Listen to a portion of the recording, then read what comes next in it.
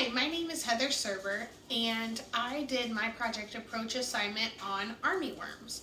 So, my second grade class would go outside for recess frequently and find these, what they at the time thought were caterpillars. And so, based on their interest in these, we brought them into the classroom and decided to make that our topic of learning for the next couple months.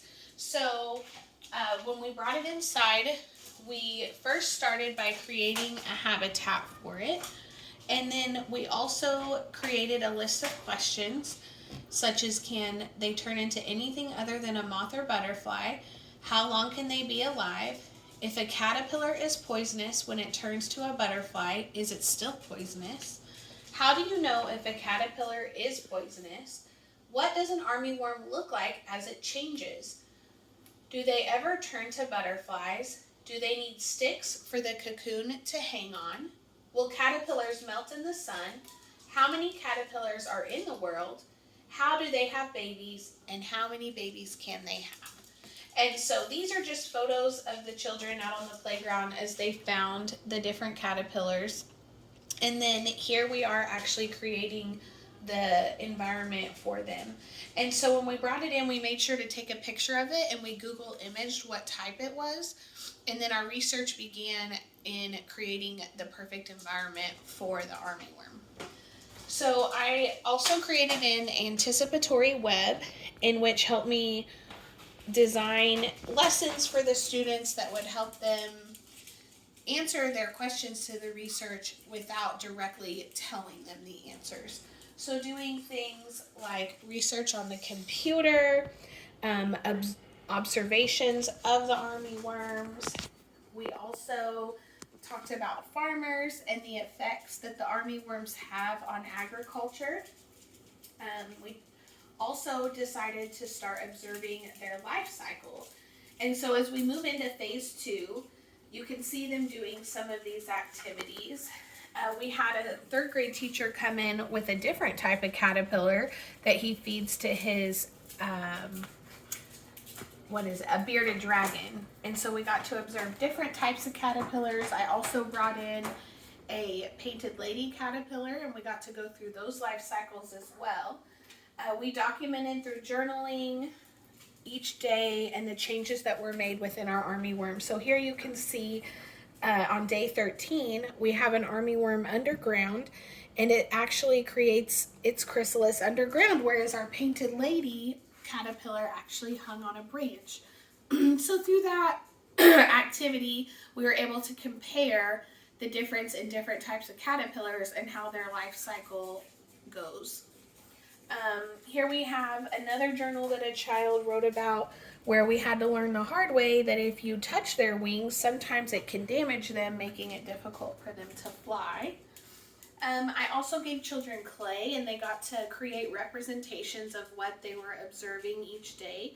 And so you can see with this artifact, a child used clay to create a mom caterpillar with babies on its back, and it says the student made a representation of armyworms using clay. They created baby armyworms and talked about how he observed the mom carry the babies on her back.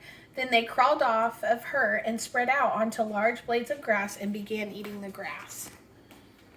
This is my narrative summary for phase 2. And then as we go on to phase 3, we have the things that we learned on our KWL chart. Things like armyworms feed off multiple types of grasses, fruits, and soil. Armyworms are called armyworms because they travel in large packs, making a huge impact on the area they live. When painted lady butterflies hatch out of their chrysalis, meconium, a red liquid, comes out, and it means that it's a healthy butterfly. We learned that the hard way. One day the students came in and saw red liquid on the netting of our habitat, and we were all so nervous that it was blood. So we did some research and found out that it actually means you have a healthy butterfly. We also learned that armyworms can be found in our own backyard. They come about during fall because they enjoy the temperature and the humidity of that time of year. They come in many different colors. Their colors tell how healthy they are and what types of foods they are currently eating. They need humid environments, so when we had our tank, we had to make sure that we sprayed it periodically with water to keep the humidity levels up. They do not hang cocoons, but instead form their cocoons under soil.